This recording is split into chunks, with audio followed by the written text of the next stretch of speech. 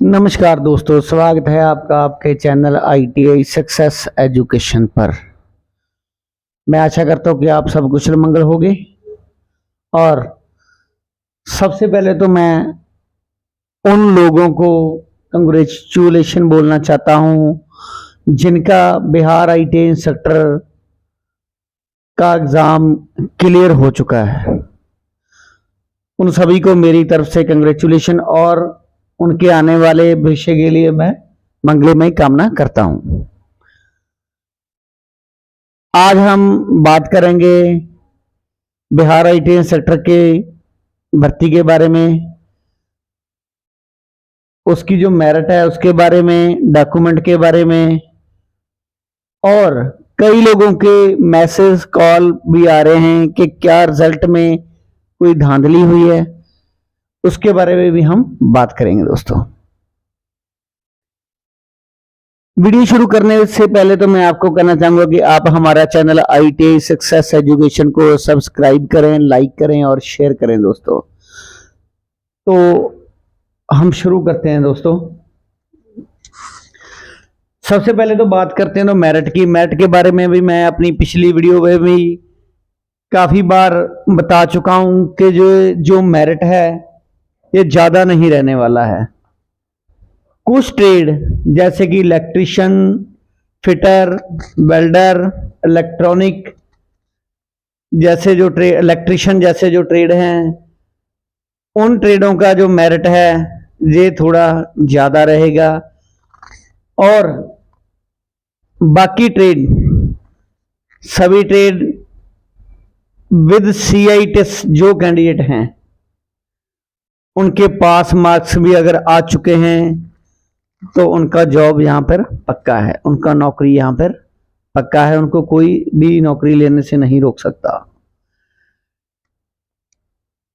जो अगर किसी भी इन ट्रेडों में से 40+ नंबर है विद CITES हैं, उनको कोई प्रॉब्लम नहीं है, उनका श्योरली हो जाएगा। और जो ट्रेड मैंने पहले बताई है आपको, जैसे इलेक्ट्रिशियन, फिटर, वेल्डर है, इलेक्ट्रॉनिक है, इनमें से अगर किसी कैंडिडेट के नंबर 45+ हैं और विद CITES है, उनका हो जाएगा। सिर्फ थोड़ा दिक्कत रहने वाला है वेल्डर ट्रेड में, क्योंकि उनकी CITES ज़्यादा होती है, इसके कारण उसका थोड़ा मेरिट हाई जाने वाला है।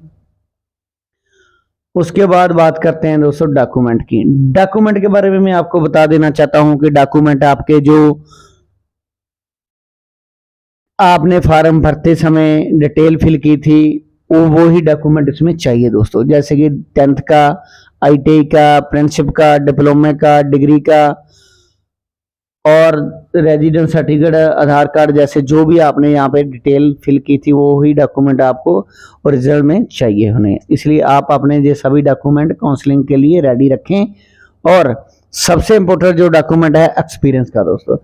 एक्सपीरियंस के बारे में, सर्टिफिकेट के बारे में बता चुका हूँ पहले भी, एक बार मैं फिर बता रहा हूँ कि अगर किसी के पास एक्सपीरियंस ठीक नहीं बना हुआ है, रॉन्ग एक्सपीरियंस बना हुआ है, तो वो अपना डॉक्यूमेंट वेरिफिकेशन के लिए मत जाएं, क्योंकि उन्होंने साफ साफ लिखा है कि अगर किसी के पास कोई भी डॉक्यूमेंट गलत पाया जाता है तो उनको बाहर निकाल दिया जाएगा और जो भी कानूनी कार्रवाई होगी ये उस पर की जाएगी।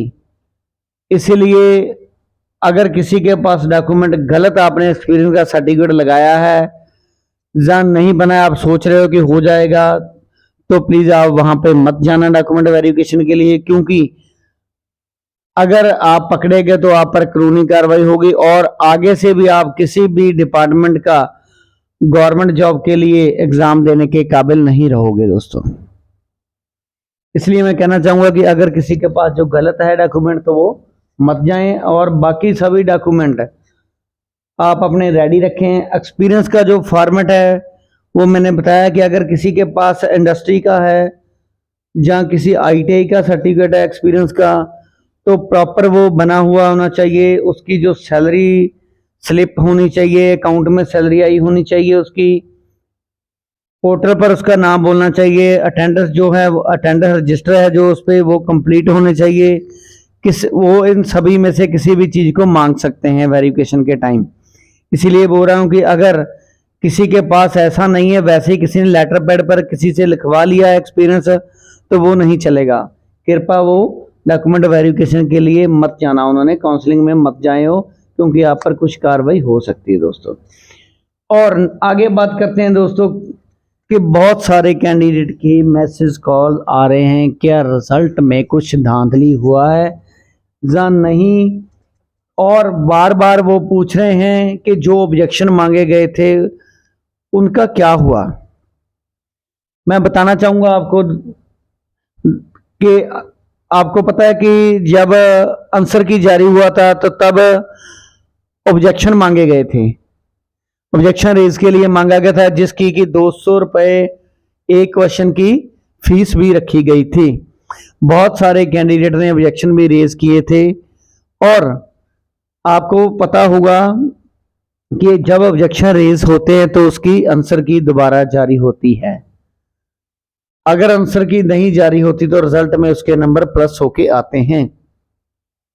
आंसर की का जारी ऐसे होता है कि जो भी गलत ठीक होते हैं वो उनको बताना पड़ता है कि ये पहले की आंसर की है और ये बाद की आंसर की है। पर इसमें ऐसा कुछ भी नहीं किया गया है, सीधा स्कोर कार्ड जारी कर दिया गया है। बहुत सारे कैंडिडेट ऐसे हैं जो कि पॉइंट्स पर रह चुके हैं, जैसे कि पॉइंट 50 पॉइंट 40 पॉइंट 30 पॉइंट 20 पर और रहते हैं, उनका जो पास मार्क्स नहीं ले पाए हैं। उन लोगों ने ऑब्जेक्शन भी रेज किए हुए हैं, बट वो जो ऑब्जेक्शन के नंबर बनते थे उन्होंने साथ में प्रूफ लगा के दिया था, वो ऑब्जेक्शन वाले नंबर रिजल्ट में स्कोर कार्ड में नहीं जोड़े गए हैं। अगर वो रिजल्ट में जोड़े जाते हैं तो वो उनका भी क्लियर हो जाएगा। ये बीटीएससी की गलती है कि ये क्या उनके जो ऑब्जेक्शन मांगे गए थे उन लोगों ने, कैंडिडेट ने फीस भी भरी थी और उनके जो नंबर है इसमें नहीं जोड़े गए हैं। मैं भी अपने माध्यम से बीटीएससी को बोलना चाहूंगा कि जो भी कैंडिडेट ने ऑब्जेक्शन रेज किए थे, फीस भरी थी जितने क्वेश्चन की, उनके साथ इंसाफ होना चाहिए। उनको भी जो बनते हैं नंबर उनके ऑब्जेक्शन के वो देने चाहिए। जैसे 1-2 नंबर जितने भी बनते हैं उनको देना चाहिए, उसमें शोध करके इसका दोबारा से उनका आंसर जो है स्कोर कार्ड वो देना चाहिए उनको, ताकि उनको भी कुछ बेनिफिट उसके मिल सके, क्योंकि उन लोगों ने फीस भी भरी हुई है। और अगर ऐसा नहीं होता तो आपने आंसर की दोबारा उसका जारी होना चाहिए, क्योंकि उनको भी पता चले कि उनके क्वेश्चन कौन से गलत थे कौन से ठीक थे। क्योंकि बहुत सारे कैंडिडेट हैं ऐसे जिन्होंने ऑब्जेक्शन रेज किए थे, अगर गलत थे इसीलिए ही उन लोगों ने ऑब्जेक्शन रेज किए हुए हैं। अगर गलत नहीं होते तो ऑब्जेक्शन रेज करने की उनको जरूरत नहीं पड़ती थी, ना ही फीस भरने की कोई जरूरत उनको पड़ती थी। इसीलिए मैं भी अपने माध्यम से बोलना चाहूँगा बीटीएससी को कि जिन कैंडिडेट ने ऑब्जेक्शन रेज किए थे उनका रिजल्ट दोबारा से एक बार चेक किया जाए, उनको जो आंसर की के अनुसार उनके क्वेश्चन जो चेक किए जाएं और उनको बनते हुए जो मार्क्स है वो दिए जाएं। दोस्तों, ऐसा लगता है कि ये अगर नहीं है तो इसको हम धांधली बोल सकते हैं कि ये एक धांधली का ही रूप है कि उनके जो क्वेश्चन उनको बनते थे वो नहीं दिए गए हैं। मैं आशा करता हूं दोस्तों ये जानकारी आपको अच्छी लगी होगी। अगर ये जानकारी आपको अच्छी लगी तो आप हमारा चैनल ITI सक्सेस एजुकेशन को सब्सक्राइब करें, लाइक करें और शेयर करें दोस्तों, ताकि ये जानकारी और भी कैंडिडेट को मिल सके। चैनल पर विजिट करने के लिए थैंक यू, धन्यवाद दोस्तों।